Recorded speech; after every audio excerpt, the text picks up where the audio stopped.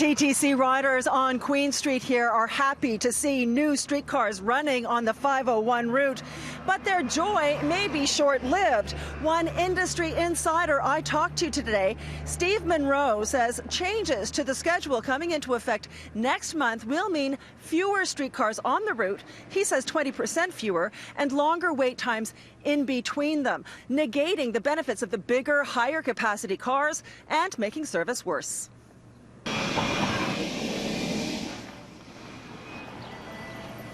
The new low-floor streetcars started appearing on Queen Street in January, and the TTC says they will fully service the 501 route between the Neville Park Loop in the east and the Humber Loop in the west by June. But the Transit Commission admits there are still service issues on the route, including short turns and bunching of streetcars. Short turns are made during times of traffic congestion so that streetcars are concentrated in areas where they're needed most and to get drivers back on time.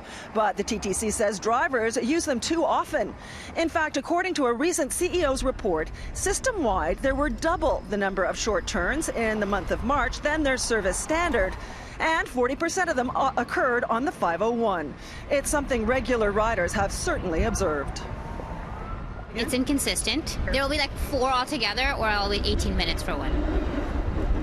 There's a lot of short turns at Bathurst, or it'll completely miss my stop, so I have to get off either like 10 stops earlier or go further from where I need to go. It's a long waiting time around, especially, Spadina and Queen.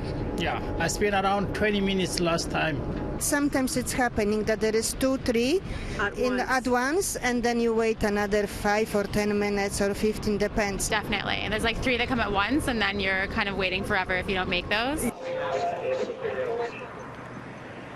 To counteract these problems, the TTC announced that what they say are scheduling improvements, which they believe will help. But Steve Munro says the new schedule will give drivers more time to get from one end of the line to the other, even when it's not necessary. Munro tells me, for example, during rush hour, the space between cars will go up by about 50%. He believes the changes are to improve their numbers, not service. If the TTC puts too much running time in the schedule, what happens is that operators dawdle because they're early, and they get told off if they run too early, and you have a situation where everybody's poking their way along Queen Street unnecessarily because the schedule's got too much running time in it. Just keep to the schedule, they will drive slower. Their short-term numbers will look good, their overtime numbers will look good, but the service will be much worse. Steve Munro is concerned that these changes will keep people off the Queen car at precisely the time the TTC is hoping that this crosstown transit route will become more popular than ever.